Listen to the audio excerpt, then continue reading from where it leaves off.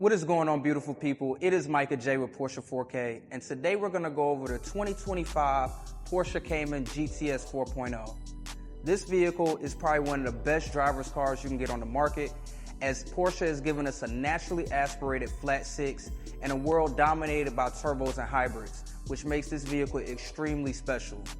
Now, with any car, it's not perfect, so let's break down the pros and cons and see if this car is right for you. Let's go. All right, so let's start it off with pro number one, the engine. It's definitely the star of the show without question. The 4.0 naturally aspirated flat six, it makes 394 horsepower, revs to 7,800 RPM, and sounds absolutely intoxicating. This engine gives you that old school Porsche character that's becoming harder and harder to find. Now let's dive into the driving experience. The balance of this mid-engine layout is incredible. The steering is precise, the chassis feels alive, and the suspension tuning strikes a great middle ground between road comfort and track sharpness. Whether you're carving up back roads or hitting a track day, it's one of the most rewarding sports cars on sale. Next up, we have the transmission options. You get the best of both worlds, a slick 6-speed manual for purists, or Porsche's lightning fast PDK dual clutch transmission if you want a quicker lap times and everyday use. Either way, the drivetrain really delivers. Next up, we have everyday usability. Unlike a lot of sports cars, the Cayman is surprisingly practical. With both a front trunk and a rear hatch, you get plenty of cargo space for weekend trips. The cabin also has excellent visibility and quality materials that feel straight out of Porsche's high-end vehicles. For me, I've used this vehicle on a few road trips. As you can see here, you can fit plenty of luggage in the front. And if you come to the back here, you also have a good amount of space as well. So plenty of room for everyday use. This is definitely a great daily driver. Another great pro to this vehicle is the price point versus a 911. So you are able to start out around the 90K range. It usually gives a little bit more affordability than a 911 Carrera while still giving you the same driving magic. And in some ways, you can almost say it is a little bit better because of the mid-engine balance. With the new 911s these days creeping around $130,000, $140,000 brand new, getting a GTS 4.0 starting at $100,000 seems a little bit more appetizing in today's market. Now, with all those wonderful pros, let's go into some of the cons. Con number one being price creep.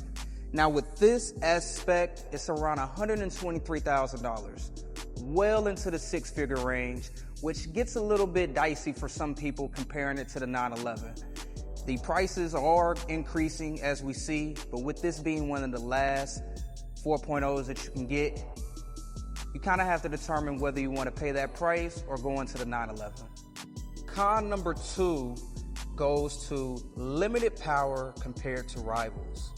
Now, with 394 horsepower, it is plenty of fun on paper, but a lot of the rivals that we see, like the Corvette C8 or the BMW M2, offer a little bit more power with less money. Now, if raw numbers are what you're after, the Cayman doesn't top the charts. But if you want a driver's car that's balanced and focused, this is the one to go with. All right, another con to this vehicle is gonna be the cabin space. Now, if you are a taller driver, you may have a little difficulty getting in and out of this car.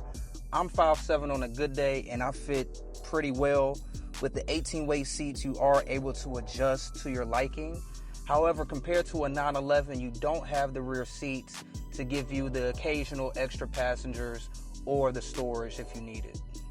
So now let's go into the exhaust volume.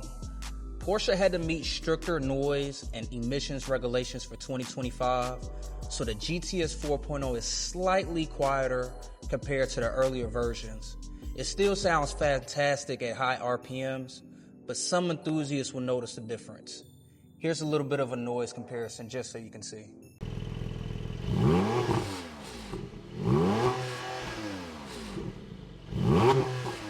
All right, so the last con for me will be the 718 always lives in a 911 shadow. Now, of course, this is an internal debate, as in, why would you buy a Cayman when you can stretch for a 911?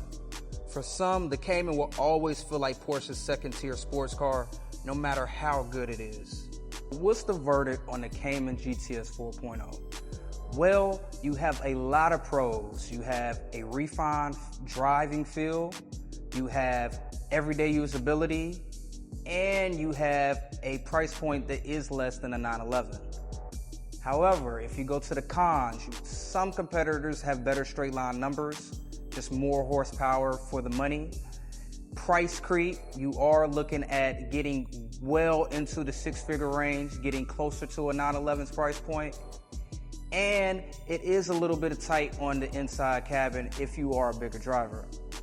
However, if you are looking to get one of Porsche's last mid-engine vehicles with Porsche DNA through and through, the 4.0 is the way to go.